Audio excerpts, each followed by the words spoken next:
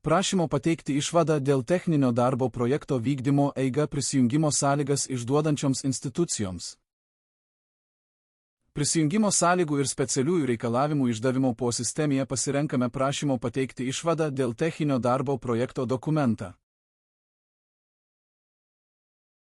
Atsidarius prašymą spaudžiame mygtuką paskirti užduotį.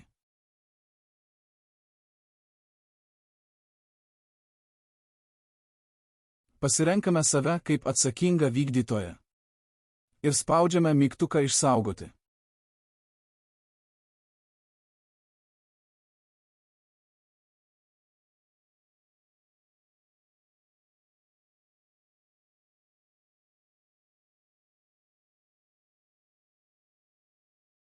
Prisiskyrus užduotį galime peržiūrėti statinio projektą ir projekto dokumentus. Peržiūrėti pridedamus dokumentus. Susijusius asmenis. Komunikaciją. Ir pasirašančius pateikėjus. Susipažinus su projektu galime priimti arba atmesti prašymą.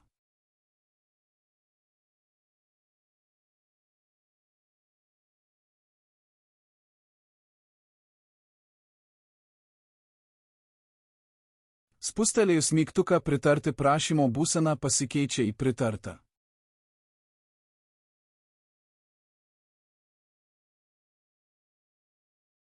Ačiū, kad žiūrėjote.